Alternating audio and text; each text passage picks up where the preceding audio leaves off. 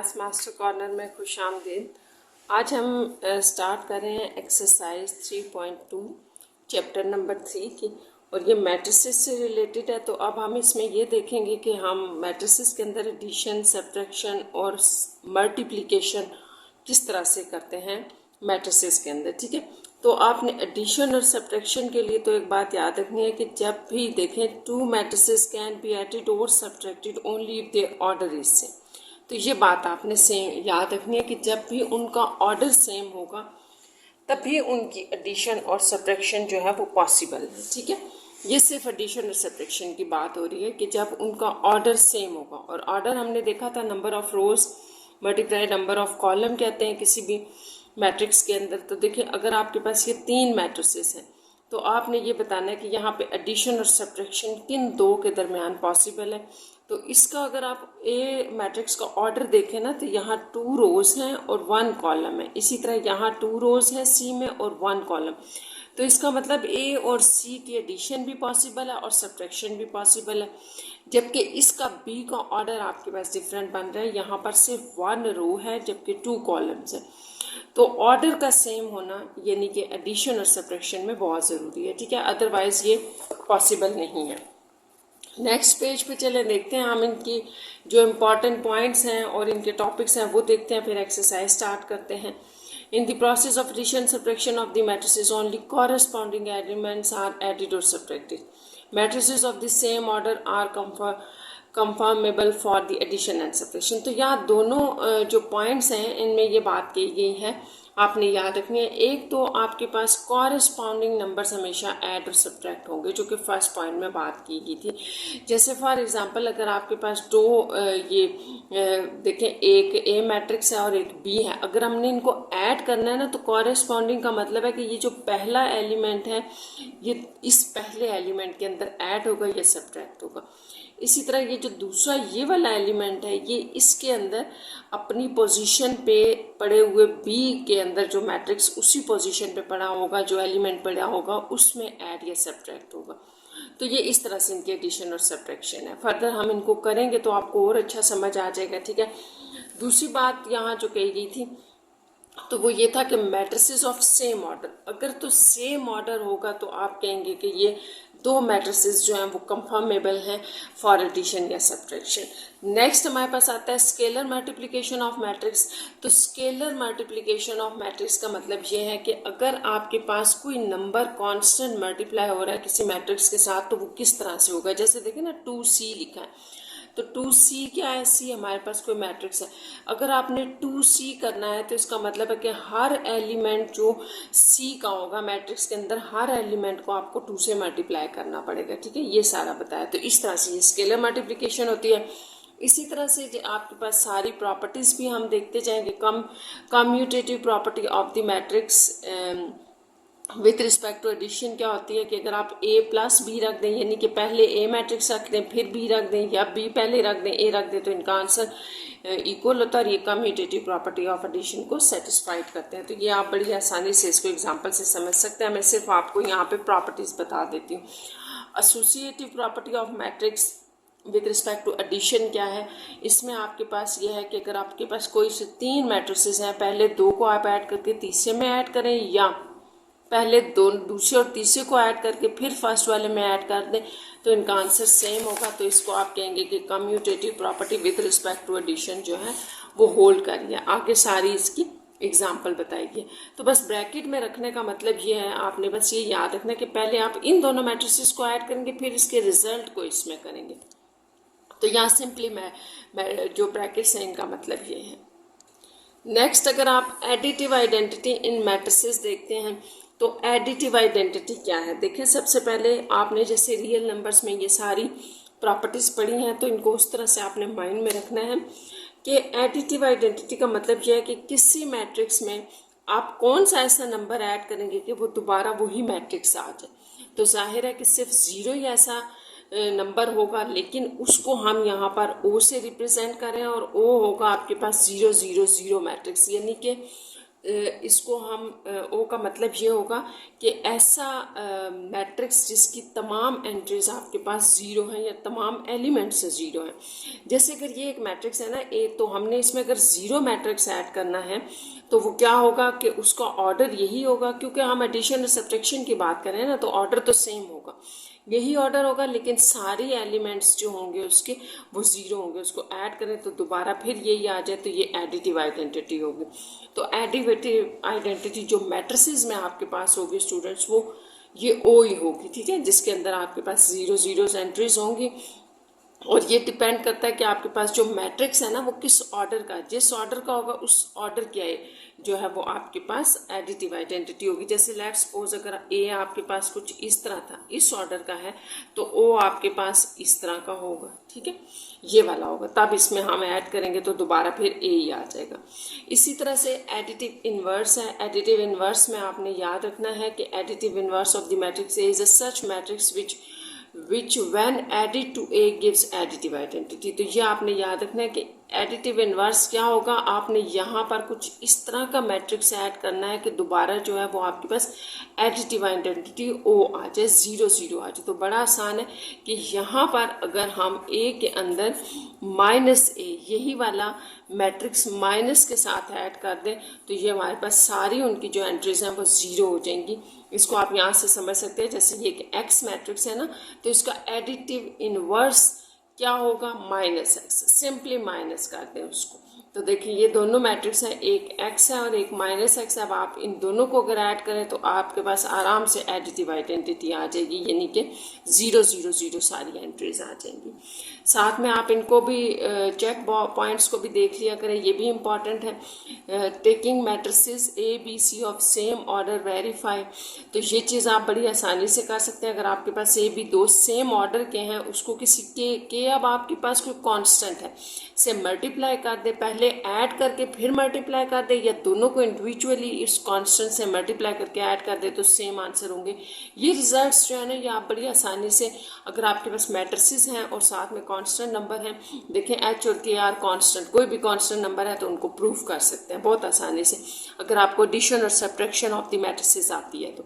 Matrices A B are called the additive inverses of each other if, अगर A matrix है और B कोई matrix है तो ये एक दूसरे के एडिटिव इनवर्स कब होंगे, जब आप इन दोनों को ऐड करते हैं तो आंसर एक जो है वो ज़ीरो आता है, यानी कि एक ऐसा मैट्रिक्स आता है जिसकी सारी एंट्रीज ज़ीरो है। Additive inverse of the matrix has the same order as the order of the matrix. ये भी बड़ी आसान सी बात है कि एडिटिव इनवर्स का जो ऑर्डर होता है वो वही होता है जो मैट्रिक्स का ऑर्डर होता है। जैसे इस मैट्रिक्स का ऑर्डर क्या था, 2x2 था ना, तो इसके एडिटिव इनवर्स का ऑर्डर भी वही होगा, ठीक है। नेक्स्ट आपके पास मल्टीप्लिकेशन ऑफ द मैट्रिसेस आ गया है, जो कि बहुत इंपॉर्टेंट है और बड़ी समझने वाली चीज़ है। आपको सबसे पहले तो स्टूडेंट्स ये पता होना चाहिए कि दो मैट्रिसेस की मल्टीप्लिकेशन पॉसिबल कब होती है। जैसे अभी अभी हमने देखा कि एडिशन और सब्ट्रैक्शन कैसे पॉसिबल होती है, तो एडिशन और सब्ट्रैक्शन के लिए बहुत इंपॉर्टेंट है कि दोनों मैट्रिसेस का ऑर्डर सेम होना चाहिए। जबकि मल्टीप्लिकेशन में क्या होता है, आपने इस बात को याद रखना है कि जब दो मैट्रिसेस को आप मल्टीप्लाई करने जा रहे हैं तो नंबर ऑफ कॉलम इन ए, जो पहला मैट्रिक्स होगा उसके नंबर ऑफ जो कॉलम्स होंगे वो दूसरे मैट्रिक्स के नंबर ऑफ रोज के इक्वल होंगे, तब आप कहेंगे कि मल्टीप्लिकेशन जो है वो पॉसिबल है या कंफर्मेबल है, ठीक है। तो अब हम इसको चेक करते हैं। जैसे इस बात को, ये जो अभी हमने यहाँ किया है, इसको आप एग्जाम्पल में चेक कर सकते हैं। जैसे ए और बी दो मैट्रिक्स हैं, हमने सिर्फ ये चेक करना है कि क्या ए भी पॉसिबल है या बी ए पॉसिबल है कि नहीं है। तो आप इसको कैसे चेक करेंगे, इसके अकॉर्डिंग। तो number of column in B, A के कॉलम्स कितने हैं, तो ये 1 और 2 कॉलम्स हैं, ठीक है। 2 जो है वो कॉलम्स हैं ए के, जबकि बी की रोज कितनी है, नंबर ऑफ रोज आप ऐसे चेक करते हैं ना, तो 1 2, ये भी 2 है। इसका मतलब कि ए बी आपके पास पॉसिबल है, इसको आप मल्टीप्लाई कर सकते हैं। अब उल्टा ज़रा देखें बी ए, जब आप बी ए कर देंगे ना तो फिर आप बी को पहले पोजीशन पे रखेंगे कि इसके नंबर ऑफ कॉलम्स चेक करेंगे बी के। तो नंबर ऑफ कॉलम्स जो हैं वो बी के, ठीक है, यहाँ हम चेक करें कॉलम्स बी के। तो नंबर ऑफ कॉलम्स कितने हैं, 1, which is equals to number of rows of A की रोज चेक करनी है तो ये 2 है, तो 2 विच इज नॉट पॉसिबल, ठीक है। तो A B A is not possible, ये मल्टीप्लीकेशन आपके पास पॉसिबल नहीं है, ठीक है। तो यहाँ पर वही सारे एग्जाम्पल के थ्रू आपको बताया गया कि ए बी की मल्टीप्लिकेशन ये होगी और बी ए की पॉसिबल नहीं है, ठीक है। यहाँ नीचे बताया गया है finding B A since number of column of B is equal to 1, जो चीज़ मैंने यहाँ आपको बताई थी, but number of row is 2, so the product of B A is not possible. अच्छा, अब जो नेक्स्ट पॉइंट आता है ना वो ये है कि मल्टीप्लिकेशन करनी कैसे है।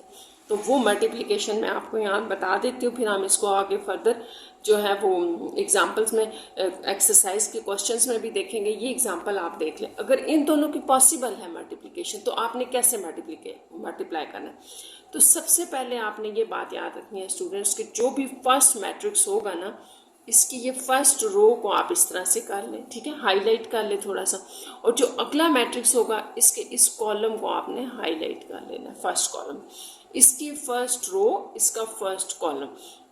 अब मल्टीप्लिकेशन कैसे होगी, ये जो आपने हाईलाइट किए हैं इनमें जो पहला नंबर है वो पहले से मल्टीप्लाई होगा, 5 × 6, ठीक है, पहला नंबर पहले से मल्टीप्लाई हो गया, और फिर बीच में आपने लगाना है प्लस, और दूसरा नंबर आप दूसरे के साथ मल्टीप्लाई कर देंगे। ये इस तरह से मल्टीप्लिकेशन पॉसिबल है।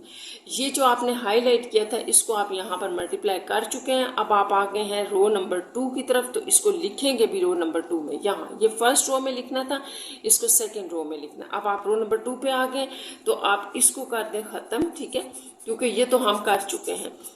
अब आपके पास क्या होगा कि इस रो को करें आप हाईलाइट और इसको देंगे इस कॉलम के साथ मल्टीप्लिकेशन, और मल्टीप्लिकेशन जब आपने हाईलाइट कर दिया तो उसी तरह से पहला नंबर पहले नंबर के साथ मल्टीप्लाई होगा, यानी कि 1 और 6 मल्टीप्लाई होंगे, प्लस लगेगा बीच में, -2 और 4 मल्टीप्लाई हो जाएंगे। तो बस इनको सॉल्व करके लिखा हुआ है यहाँ पे सिंपली, और ये मल्टीप्लिकेशन हो गई है।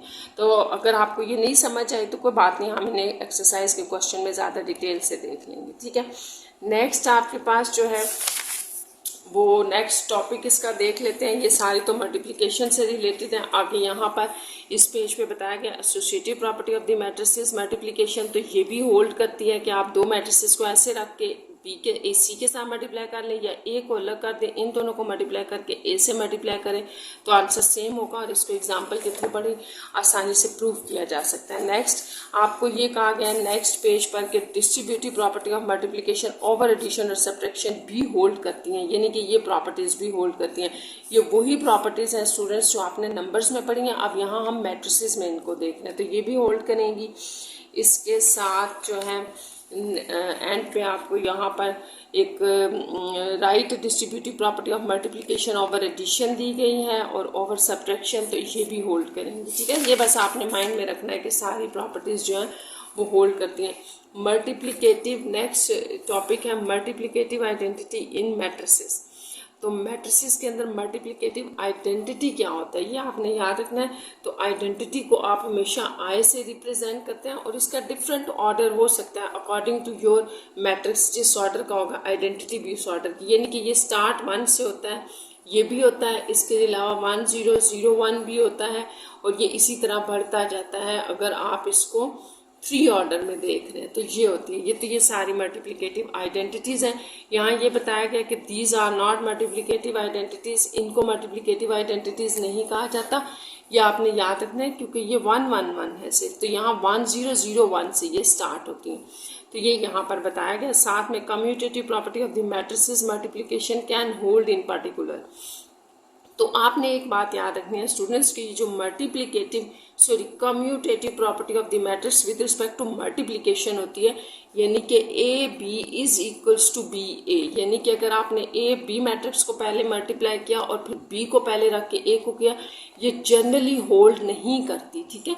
Multiplicative property of the matrices cumulative property with respect to multiplication जो है वो इन जनरल होल्ड नहीं करती। ये बात आपने याद रखनी है। ये बहुत कम होता है, रेयर केसेस में कि कहीं ए बी आपके पास बी ए के इक्वल आ जाए। वैसे जनरली आपके पास in general A B is not equals to B A होता है। तो यहाँ पर एक बात उसने कही है कि ये प्रॉपर्टी सिर्फ एक पर्टिकुलर केसेस में होल्ड करती है जब आप आइडेंटिटी लेते हैं। तो आइडेंटिटी तो वन होता है ना, आइडेंटिटी जैसे ये आपकी आइडेंटिटी है, इसको वन मैट्रिक्स है ये, तो इसलिए इसको आप चाहे इधर रखें या उधर रखें ये होल्ड कर जाएगा। यानी कि वन को चाहे आप इस तरफ रख लें या उस तरफ रख लें, दोनों होल्ड कर जाएंगे। दूसरी तरफ ये जीरो के साथ मल्टीप्लाई, यानी कि एक ऐसा मैट्रिक्स जिसकी सारी एंट्रीज जीरो है, उसको आप इस तरफ रखें या इधर, ये भी आपके पास इस तरह से आ जाएगा। ठीक है, जीरो आ जाएगा।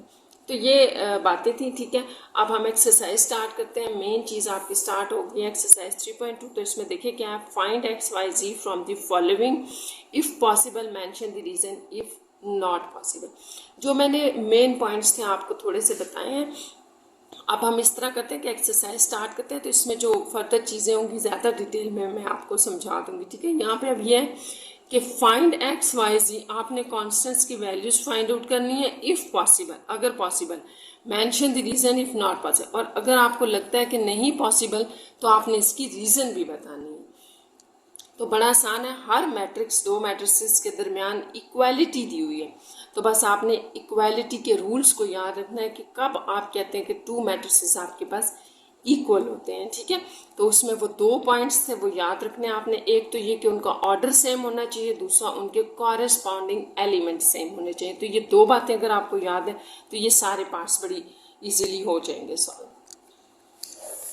तो 3.2 का क्वेश्चन नंबर 1 स्टार्ट करते हैं हम।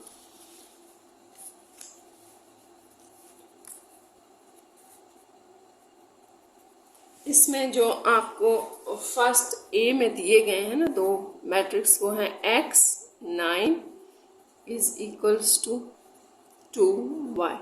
तो देखिए यहाँ पर तो आपके पास ये मैट्रिसेस ऑर्डर सेम है ना, एलिमेंट x और y कांस्टेंट आ रहे हैं, हमें नहीं पता क्या है, तो वो इक्वल भी हो सकते हैं। ठीक है, तो आप यहाँ पर लिख लें as matrices are equal, so corresponding elements are equal। ठीक है, तो ये कैसे होगा, x कॉरेस्पॉन्डिंग एलिमेंट यानी कि ये पहला है इसका, तो ये इसके इक्वल होगा, x is equal to 2, and ये दूसरा एलिमेंट है तो ये y के इक्वल होगा। तो ये आपके पास x और y की वैल्यू भी होंगी। चले हम सेकेंड पार्ट पे चलते हैं।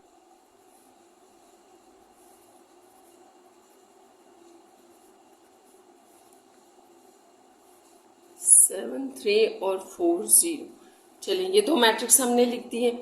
अब यहाँ पर हमने क्या लिखना है, ये बताना है value of X and Y. तो हम यहाँ वैल्यू ऑफ एक्स वाई नहीं बता सकते क्योंकि कॉरेस्पॉन्डिंग वैल्यू सेम नहीं आ रही। देखो ये वैल्यू जो है ना वो इसके इक्वल होनी चाहिए थी, ये वैल्यू चलिए ये तो है इसके इक्वल, ठीक है, ये भी है। तो एक वैल्यू भी अगर एक नंबर भी आपके पास, एक नंबर भी स्टूडेंट्स अगर इक्वल नहीं आएगा तो आप कहेंगे कि मैट्रिसेस आर नॉट इक्वल। तो ये तो इक्वल ही नहीं है। क्यों इक्वल नहीं है कि ये जो हमारे पास दो पॉइंट्स होते हैं ना, दो प्रॉपर्टीज होती हैं इक्वल मैट्रिसेस की, उनमें से एक को सेटिस्फाइड नहीं कर रहे। देखिए ऑर्डर तो इन दोनों का सेम है, 2 रोज 2 कॉलम 2 रोज 2 कॉलम, लेकिन कॉरेस्पॉन्डिंग वैल्यूज सेम नहीं आ रही। तो हम यहाँ पे लिखेंगे, हमने बेसिकली क्या निकालना था, values of X and Y. तो हम इसको कहेंगे कि ये हमारे पास इम्पॉसिबल है values of X and Y निकालना। आप रीजन इसमें क्यों क्या देंगे हम, कि जो कॉरेस्पॉन्डिंग वैल्यूज हैं, corresponding values are not equal. बस शॉर्ट सी आपने इसकी रीजन देनी है, कोई इतनी बड़ी लंबी चौड़ी नहीं देनी। ठीक है, इम्पॉसिबल क्यों है वैल्यूज ऑफ एक्स वाई निकालना, क्योंकि हमारे पास कॉरेस्पॉन्डिंग वैल्यूज इक्वल नहीं आ रही। तो सी पार्ट में आ जाए। सी में जो आपके पास मैट्रिक्स है वो 5x 2y -10 और 20। तो ये भी आपके पास इक्वालिटी की एक प्रॉपर्टी को जो है सेटिस्फाइड नहीं कर रहा। और किस प्रॉपर्टी को सेटिस्फाइड नहीं कर रहा, ऑर्डर ऑफ, यहाँ लिख लेते हैं चले आपकी आसानी के लिए। ऑर्डर, इसका ऑर्डर आपके पास क्या बन रहा है, 2 रोज 2/1 बन रहा है, 2 रोज 1 कॉलम। और इसका क्या बन रहा है, आपके पास बन रहा है 1 रो बाय 2 कॉलम। तो ये आपके पास जो है वो ऑर्डर इस मैट्रिक्स का इस मैट्रिक्स के ऑर्डर के इक्वल नहीं है। ठीक है, तो इसको भी आप इस तरह से लिख लें, इम्पॉसिबल है। तो बड़ा सिंपल से वर्ड्स में लिख लें, order are not equal. D part में आ जाए, 2x 3y 4c 10 8 6 32 -10। और यहाँ पर भी एक माइनस है। तो इसको देखना कि ये इक्वल की प्रॉपर्टीज़ को सेटिस्फाइड कर रहा है कि नहीं। पहले ये माइनस थोड़ा आप अंदर अप्लाई कर लें, फिर कर लेते हैं। ये माइनस जब बाहर पड़ा है ना, तो सबके साथ जो है वो आ जाएगा, सबके साइन चेंज हो जाएंगे ऐसे। तो ये तो एज इट इज़ है। तो जहाँ पर आपके पास वेरिएबल आ रहे हैं वहाँ तो कॉरेस्पॉन्डिंग वैल्यूज़ में आप इक्वल उन्हें ले लेंगे, क्योंकि वेरिएबल की तो वैल्यू निकालनी है। बाकी जो नंबर्स हैं आप उनको देखें, कॉरेस्पॉन्डिंग वैल्यू देखें, इसको इसके इक्वल ले लेंगे। ये वेरिएबल है ना, तो हम इनको डायरेक्ट ले लेंगे, ये इसके इक्वल। और ये एक वैल्यू रह गई थी जो कि है इसके इक्वल। तो इसका मतलब कि ऑर्डर भी दोनों का सेम है, और जो आपके पास कॉरेस्पॉन्डिंग वैल्यूज़ आ रही हैं जिनको आप देख सकते हैं इजीली, जैसे -10 -10, तो ये भी इक्वल आ रही हैं। तो दोनों प्रॉपर्टीज़ जो हैं वो इक्वालिटी की सेटिस्फाइड हो रही हैं। जब सेटिस्फाइड हो रही हैं तो आप यहाँ पर लिख सकते हैं बाय इक्वल मैट्रिसेस। ठीक है, ये आपके पास इक्वल मैट्रिसेस हैं। तो फिर आप यहाँ से क्या करेंगे, यहाँ से हमने बेसिकली ये वैल्यूज़ लेनी है। ये मैं आपको बताती हूँ कैसे हम इनको इक्वल लेंगे। तो आपने इनको इस तरह से लेना है, देखिए जैसे -2x को हम -2x इक्वल आ जाएगा 8, क्योंकि मैट्रिसेस जो हैं वो इक्वल आ रहे हैं। -3y आपके पास आ जाएगा 6, और इसी तरह से -4z जो है वो आपके पास आ रहा है 32। तो आप बड़ा आसान है, आपने तो एक्स वाई की वैल्यूज़ निकालनी थी। यहाँ से आपके पास एक्स क्या आ जाएगा, इसको -2 से डिवाइड करने से एक्स आपके पास आ जाएगा 4 -4। यहाँ से आपके पास वाई -3 से डिवाइड करने से देखें क्या आ रहा है, वाई इज इक्वल्स टू -2, और यहाँ पर ये 4 से डिवाइड कर दें तो आपके पास क्या आ रहा है,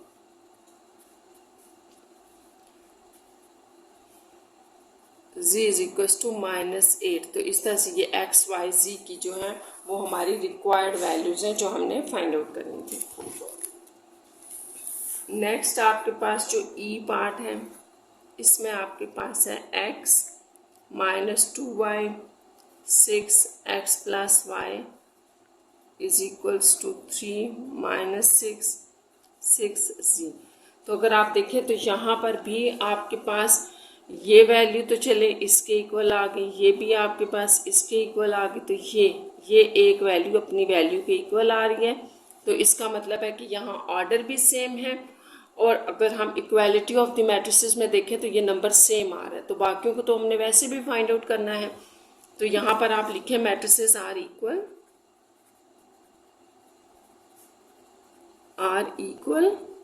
सो x इज इक्वल्स टू 3, ये वैल्यू हमने ले ली। -2y इज इक्वल्स टू -6, और इसी तरह ये x + y आप लेंगे z के इक्वल। तो बड़ा आसान है, यहाँ से ये x की वैल्यू तो आ गई, यहाँ आप -2 से डिवाइड करते तो आपके पास ये आ जाएगा y इज इक्वल्स टू 3। तो ये आपके पास दो वैल्यूज आ गई x और y की। तो z आपने फाइंड आउट करना है, यहाँ पे डाल दें 3 है इसकी भी और इसकी भी 3 है, तो z आपके पास आ जाएगा 6। तो इस तरह से ये तीन वैल्यूज आपने फाइंड आउट कर ली x, y और z की। अब नेक्स्ट पार्ट पे चलते हैं, f है जो कि तो 5 6 7 है is equals to 5 x7 0 0 0।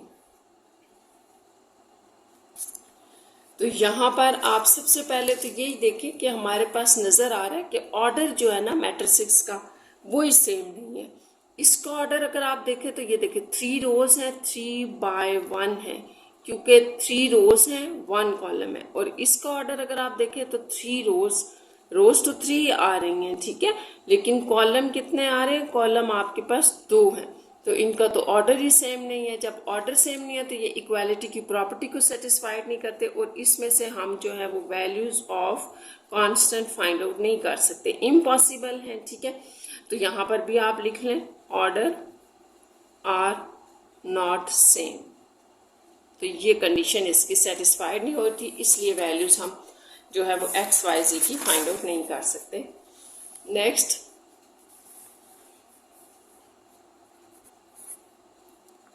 x plus Y है, x माइनस वाई। तो बस आपने इनको बड़े ध्यान से करना है, इनमें कोई मुश्किल बात नहीं है। ये अब यहाँ पर अगर आप देखें तो सबसे पहले तो आपने देखना है कि ऑर्डर सेम है, क्योंकि आपने याद रखना है ये एक वैल्यू को शो कर रहा है, ये 2 कॉलम नहीं है। अगर आप देखें तो यहाँ से रोज कितनी आ रही हैं 2 बाय, पहले आप रोज लिखते हो ना, कॉलम 1 नहीं है, ठीक है, क्योंकि ये एक वैल्यू तो 1। ये हो गया इसका ऑर्डर। और इसका देखें ये 2 रोज हैं और कॉलम इनका भी 1 है। तो इसका मतलब ये हुआ कि ये तो इक्वालिटी की प्रॉपर्टी को सेटिस्फाइड कर रहा है कि ऑर्डर सेम है, ठीक है। अब कॉरेस्पॉन्डिंग वैल्यूज हमने खुद लेनी है, तो आप यहाँ पर लिख लें matrices are equal, so equal है ना, ऑर्डर जो सेम है और कांस्टेंट को आप इक्वल ले लेंगे तो आपके पास वैल्यूज आ जाएंगी x minus Y is equal to 1। तो अब बड़ा आसान है, हमने करना यह है कि एक्स वाई की वैल्यूज निकालनी है। ये 2 इक्वेशंस बन गई हैं ना, तो इनको अगर हम ऐड कर लें आपस में तो ये कैंसिल हो जाएगा, 2x इज इक्वल टू 12 आ जाएगा, और 2 से डिवाइड करने से x आपके पास आ जाएगा 6। तो ये 6 जो आ गया, इसको आप बेशक इस इक्वेशन में डाल दें या इसमें, ये आप टू यू है, ठीक है, इसको 1 कह लें, इसको 2, यानी कि ये 2 इक्वेशंस आ गई थी ना आपके पास लीनियर इक्वेशंस। तो इनको आप जैसे मर्जी सॉल्व कर लें, सब्स्टिट्यूशन से कर लें, या मैंने यहीं ऐड सब्ट्रैक्ट कर लिया। तो x 6 आप किसी एक इक्वेशन में डाल दें, जैसे इक्वेशन 1 हम लिख लेते हैं x plus Y is equal to 11, ये थी। इसमें हम x की वैल्यू 6 डाल देते हैं, तो y हमारे पास आ जाएगा y is equal to 11 minus 6 हो जाएगा, तो 5, ठीक है। तो ये आपकी x की वैल्यू और ये रही y की वैल्यू, ठीक है। इस तरह से आपने वैल्यूज फाइंड आउट करनी है। नेक्स्ट मैट्रिसेस लिख लेते हैं 5 10 15 x, इसमें एक और मैट्रिक्स ऐड हो रहा है 5y 15 5, और ये इक्वल है z 15 37। तो अब आपने करना ये है कि पहले इनको आप सिंप्लीफाई करें ताकि आपको पता चले कि मैट्रिसेस इक्वल हैं कि नहीं। तो सबसे पहली बात तो ये है स्टूडेंट्स के ऑर्डर तो सबका सेम है, हमें नज़र आ रहा है जो इक्वल के इस तरफ ऑर्डर बनेगा वो इसके इक्वल होगा। अगर आपको नहीं भी समझ आया तो अभी हम इसको सॉल्व करते हैं ना, ये हो जाएगा। कॉरेस्पॉन्डिंग वैल्यूज ऐड करें। देखिए एडिशन में मैंने आपको बताया था कि एडिशन और सब्ट्रैक्शन में हमें एडिशन हमेशा जो कॉरेस्पॉन्डिंग वैल्यूज होती हैं वो आपस में सॉल्व करते हैं। तो ये इसमें ऐड होगी, ये वाली वैल्यू इसमें ऐड होगी, तो 5 और 5 10 हो गया, 10 प्लस y हो जाएगा। इस तरह ये जो वैल्यू है ये इसमें ऐड होगी, 15 और 15 30, और ये जो वैल्यू है ये इसमें ऐड हो जाएगी x प्लस 5। तो ये आपके पास इक्वल हो गया z 15 30 और 7। तो जहाँ कांस्टेंट नहीं है अगर आप देखें तो वैल्यूज आपके पास सेम आ रही हैं, तो इसका मतलब कि ऑर्डर भी सेम है, ऑर्डर इसका भी 2x2 इसका भी 2x2, और कॉरेस्पॉन्डिंग वैल्यूज भी सेम है। तो हम इसको लिख सकते हैं कि मैट्रिसेस आर इक्वल। सो आप क्या करेंगे, z को पहली वैल्यू लें, z is equal to 10 is equal to z, तो ये एक वैल्यू आपके पास आ जाएगी। सेकेंड में आप लिखेंगे 10 plus Y is equal to 15, तो इसको हम लिख लेते हैं 10 plus Y is equals to 15। ठीक है, यहाँ से y की वैल्यू भी निकाल लेते हैं। 15 माइनस 10 गिव्स 5, तो इस तरह y की वैल्यू 5, ये आपके पास y की वैल्यू आ गई। नेक्स्ट आपके पास 30 इज इक्वल्स टू 30 था। अब आप देखें कि यहाँ से आपने x प्लस 5 को 7 के इक्वल लेना, तो x plus 5 is equals to 7, तो x is equals to 7 minus 5 gives 2। तो ये आपके पास x, y और z की तीनों वैल्यूज आ गई हैं। बस आपने जब आप वैल्यूज को इस तरह से रखेंगे कि उनके दो पॉइंट्स इक्वालिटी के याद रखेंगे कि हमारे पास दो पॉइंट्स क्या हैं इक्वालिटी किसी भी मैट्रिक्स के इक्वल होने के, तो ये इजीली आपसे सॉल्व हो जाएंगे। नेक्स्ट आई वाला पार्ट इसका देख लेते हैं। 5x 3y minus 36 26 2 minus 2x y। अच्छा, अब आपने बात याद रखनी है जो मैंने आपको भी पहले भी बताई थी कि किसी भी मैट्रिसेस को चेक करने के लिए कि वो इक्वल हैं कि नहीं, पहले उनको सॉल्व करके उस पोजीशन पे आपने लाना होता है। तो पहले इस सारे को सॉल्व करना पड़ेगा। देखें, ये वही एक स्केलर मल्टीप्लिकेशन वाली बात आ रही है कि अगर कोई कांस्टेंट मल्टीप्लाई हो रहा होगा तो वो दोनों के साथ आपने मल्टीप्लाई करके लिखना है। तो यहाँ 5x जब यहाँ मल्टीप्लाई होगा तो 15y ये हो गया। ठीक है, अब नेक्स्ट स्टेप में हमारे पास सब्ट्रैक्शन आ रही है, साथ ये 2 भी आप अंदर स्केलर मल्टीप्लिकेशन की तरह मल्टीप्लाई करेंगे तो माइनस 4x और यहाँ 1 है ना, तो ये 2y हो जाएगा, दोनों के साथ मल्टीप्लाई हो जाएगा ये नंबर जो बाहर पड़ा होता है। इसी को तो स्केलर मल्टीप्लिकेशन कहते हैं। अब ये जो है सब्ट्रैक्शन हो रही है, तो सब्ट्रैक्शन के लिए ऑर्डर सेम होना जरूरी है। इन दोनों का ऑर्डर सेम है, सेम मैट्रिसेस हमें नज़र आ रहे हैं, तो कॉरेस्पॉन्डिंग आपने ऐड या सब्ट्रैक्ट करने होते हैं। तो ये इसमें सब्ट्रैक्ट हो जाएगा 5x माइनस 36 और ये 15y माइनस 26। तो इस सारे को आप एक वैल्यू समझेंगे। तो इस तरह से जो आपके पास इसका ऑर्डर बन रहा है वही इसका भी ऑर्डर बन रहा है। यहाँ पर 2 रोज और 1 कॉलम है, यहाँ पर भी 2 रोज और 1 कॉलम है। तो फिर हम यहाँ पे लिखेंगे कि matrices are equal, so corresponding values को हमने इक्वल लेना है। तो कॉरेस्पॉन्डिंग वैल्यूज इक्वल कैसे आएंगी? 5x minus 36 is equals to minus 4x, इसके इक्वल आ गए। और ये जो वैल्यू है अपनी कॉरेस्पॉन्डिंग वैल्यू इसके इक्वल आ जाएगी। तो 15y minus 26 is equals to 2y। जब आप स्टूडेंट्स इक्वालिटी के साथ मैट्रिसेस की इक्वालिटी को यूज़ करते हुए ये इक्वेशंस बना लेते हैं ना, तो फिर इनको सॉल्व करना बड़ा आसान हो जाता है। अब आप देखिए जो आपके पास ये बनी है इसमें से आपने x की वैल्यू निकालनी है। ठीक है, तो इसको अगर हम 1 और इसको 2 कहते हैं ना, तो मैं यहाँ इक्वेशन 1 का लिख रही हूँ कि ये 5x माइनस 36 थी, इसको भी इधर ले आए, plus 4x is equal to 0। 5 और 4 ये 9x इज इक्वल टू 36 हो जाएगा, क्योंकि ये माइनस है तो उस तरफ जाके प्लस हो गया। अच्छा, अब आपने फाइंड आउट करना है x। तो ऐसे करते हैं कि हम अपने ये जो हमारे पास आ गया है ना 9x इज इक्वल टू 36, इसको आप 9 से डिवाइड कर दें तो x इज इक्वल टू 4, ये आपके पास वैल्यू आ गई। ठीक है, अब नेक्स्ट जो हमने y की वैल्यू निकालनी है, तो इक्वेशन 2 को देख लेते हैं। इक्वेशन 2 थी आपके पास 15y minus 26 is equal to 2y। ठीक है, ये वाली इक्वेशन थी। तो इसको सॉल्व करें तो इसमें भी आप y इकट्ठे कर लें, 15y माइनस 2y, क्योंकि ये प्लस है तो इस तरफ आके माइनस, और ये प्लस हो गया उस तरफ जाके, तो यहाँ से आपके पास आ जाएगा 13y is equal to 26। Divide कर दे 13 से तो ये 2 आ जाएगा आपके पास, तो y आपके पास 2 आ गया। इस तरह यहाँ ये आपके पास i की में x और y की वैल्यूज आ गई। नेक्स्ट हमारे पास जो नेक्स्ट मैट्रिक्स है वो लिख लेते हैं j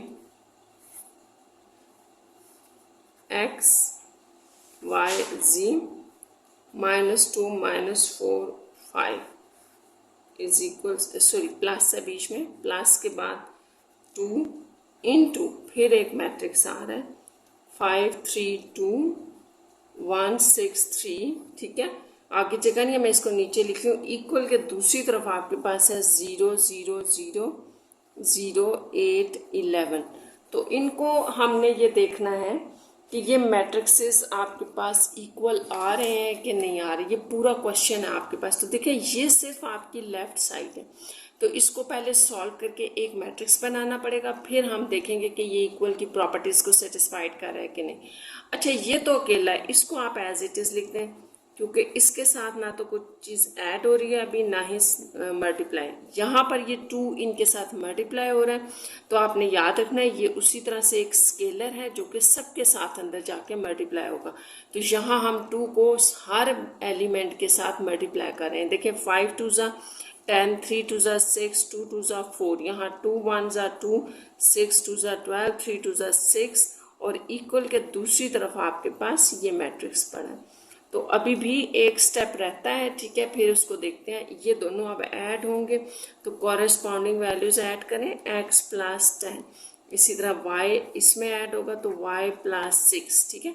ये सेकेंड कॉलम की बात हो रही है ना, तो ये यहाँ आ जाएगा, इनको आपस में जोड़ के नहीं लिख देना। z जो है वो ऐड हो रहा है 4 में, तो ये 1 2 3 कॉलम में हमने लिख दिया। अब नीचे वाली रो में आ जाए तो -2 प्लस 2 ये तो देगा 0, -4 और प्लस 12 ये आपको देगा -4 और प्लस 12, ये 5 और 6, या आप इसको 11 चले लिख लें, ये आ गया, इज इक्वल्स टू 0 0 0 0 8 और 11।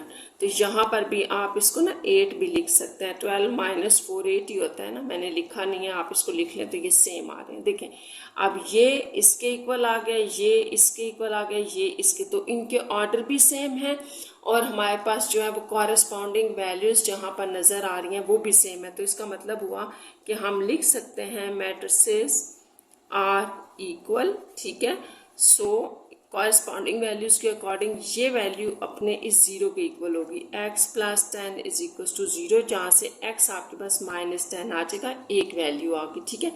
अब आप लिखेंगे y प्लस 6 को 0 के इक्वल और z प्लस 4 को, और इस तरह से हमारे पास ये वैल्यूज आना शुरू हो जाएंगी। देखें नेक्स्ट जो मैंने आपको बताया y प्लस 6 को 0 के इक्वल लिखें तो y आ जाएगा -6, सेकेंड वैल्यू आ गई, z प्लस 4 को भी 0 के इक्वल लेंगे तो z आ गया -4, ये आपके पास थर्ड वैल्यू आ गई। इस तरह से ये सारी हमने इसकी वैल्यूज फाइंड आउट कर ली। अब हम इसका नेक्स्ट क्वेश्चन देखते हैं, क्वेश्चन नंबर 2 है, इसकी स्टेटमेंट देख लें, find the additive inverse of the following. तो आपने स्टूडेंट्स इसमें सिर्फ एडिटिव इनवर्स बताना है। एडिटिव इनवर्स क्या होता है, हमने पीछे भी देखा था, सिर्फ उस मैट्रिक्स को माइनस करते हैं। जैसे ये आर है ना, तो -r इसका एडिटिव इनवर्स होगा, इसका -s -t। ये बड़ा आसान सा है। क्वेश्चन नंबर 2 में हम देखते हैं, क्वेश्चन नंबर 2 में आपने एडिटिव इनवर्स बताना है आर का। तो आर लिख लेते हैं पहले, हमारे पास आर मैट्रिक्स क्या है, 5 0 3 7 -9 -1, ये इसकी सारी एंट्रीज हमने लिख ली, ठीक है। अब आपने इसका एडिटिव इनवर्स बताना है, तो यहाँ पर आप थोड़ा सा इसको लिख दें कि additive inverse of R is -r, ठीक है, -r इसका एडिटिव इनवर्स होगा। तो बड़ा आसान है, -r का मतलब है कि आप अपने मैट्रिक्स के साथ माइनस लगा दें। माइनस इसलिए कि देखें जब आप इन दोनों को ऐड करेंगे ना, आप इनको जो है वो वेरीफाई भी कर सकते हैं। तो चलिए ये मैं आपको बताती हूँ। अब माइनस आपने अगर बाहर लगाया ना, तो इसका मतलब है कि अंदर जितनी भी आपके पास एंट्रीज हैं या एलिमेंट है, सबके साथ साइन चेंज होगा। देखिए ये याद रखना है, इनके साथ प्लस है, जिनके साथ कोई साइन नज़र नहीं आ रहा। तो ये -r के बाद क्या आ जाएंगी, देखें -5 0 -3, ये -7, ये माइनस था, प्लस हो गया, ये भी प्लस हो गया, ये भी प्लस, और -5 -6, तो ये आपका -r या आर इनवर्स है।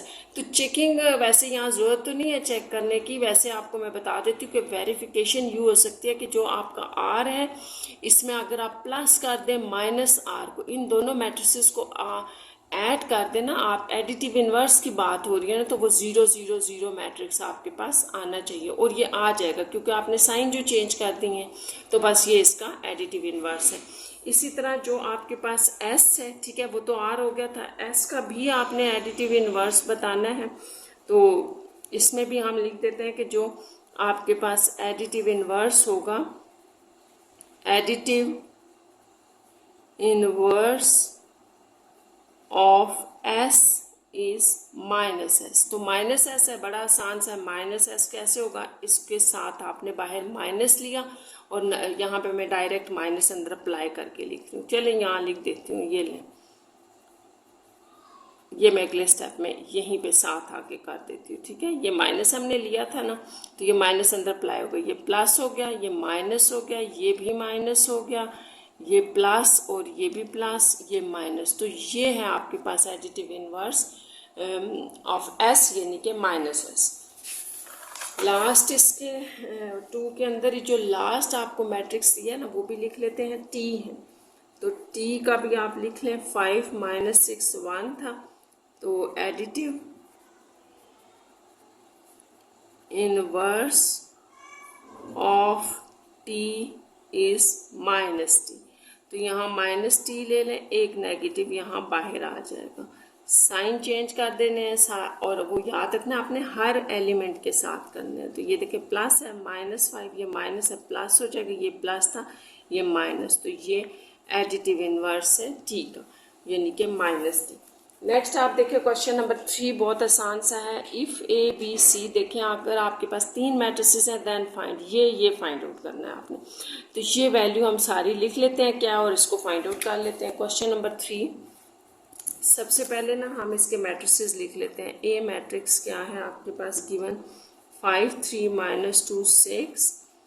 बी मैट्रिक्स है आपके पास 10 8 -8 6, और सी मैट्रिक्स है 15 6 0 -12, ठीक है।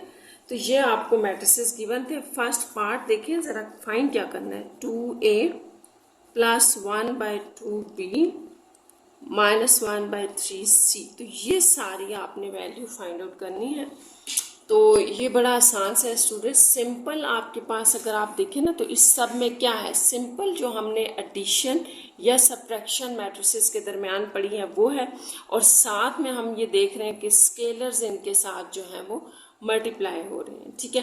तो इसको एक तो आपके पास 2 मेथड है, या तो आप इन सबको अलग अलग सॉल्व करके यहाँ पर रख के इनको सॉल्व कर लें, ठीक है, वो भी आसान है, या आप एक ही लाइन में लगाना चाहते हैं सारों को, तो एक लाइन में लिखते हैं, ये अप टू यू है, ठीक है। तो मैं यहाँ पे आपके आसानी के लिए सारी इकट्ठे ही लिख देती हूँ। जैसे 2a है ना, तो 2 और ये लें, ए मैट्रिक्स आ गया, ठीक।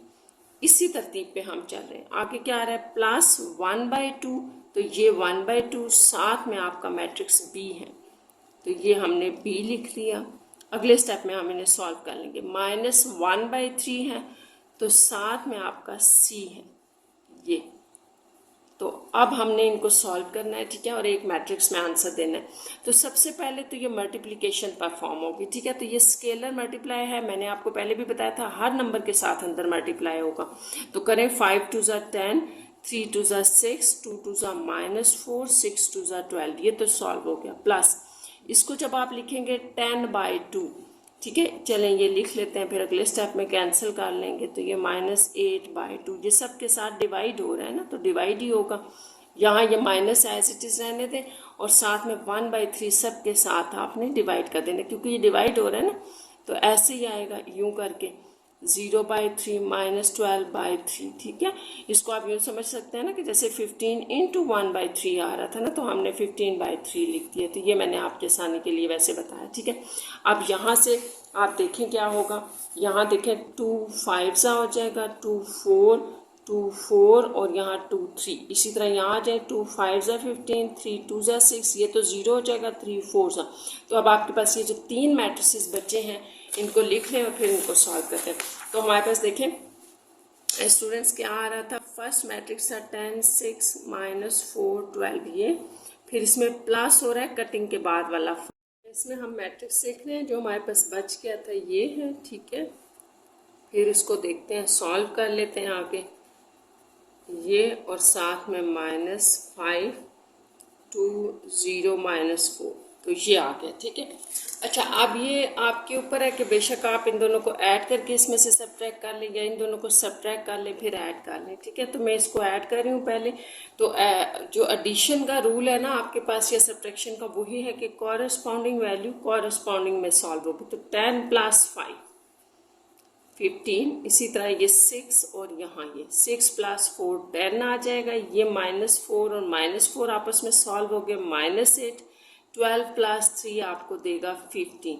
तो ये दो आपने ऐड कर दिए और ये वाला मैट्रिक्स हमने एज इट इज़ लिख दिया। तो अब इनको सब्ट्रैक्ट करके लिख लें। तो 15 - 5 आ जाएगा 10, 10 - 2 8, -8 -0, तो ये तो 8 ही रहेगा। -8 15 माइनस और माइनस प्लस हो जाएगा, देखें यूं है ना, तो ये आपके पास आ जाएगा ऐसे 19।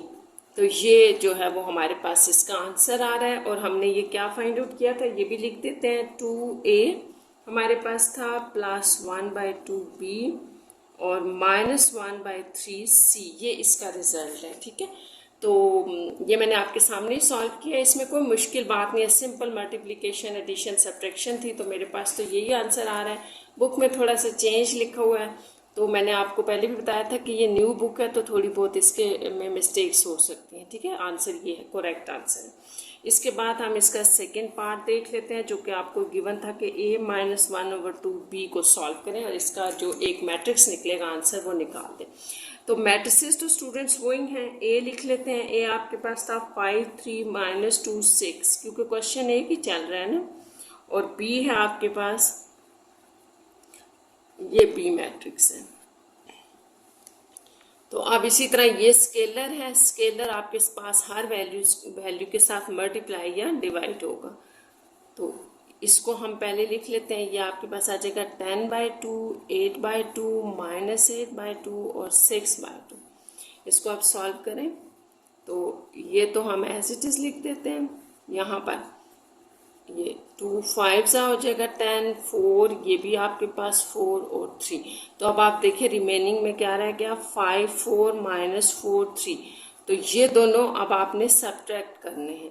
तो 5 - 5 0 आ जाएगा, 3 - 4 -1, सब्ट्रैक्शन हो रही है सिंपल। -2 ये देखें -2 माइनस इंटू -4, तो ये +4 हो जाएगा -, तो यहाँ 2 बच जाएगा +2। ठीक है, इसको आपने भी करके देख लेना। तो फिर 6 - 3 आपको 3 देगा। तो ये इस तरह से आपके पास इसका आंसर है, जो कि करेक्ट भी है बुक में। ठीक है, तो ये आपने इसको इस तरह से सिंप्लीफाई करके फाइंड आउट करना था। यहाँ पर आपके क्वेश्चन नंबर 3 के 2 पार्ट्स कंप्लीट हो गए।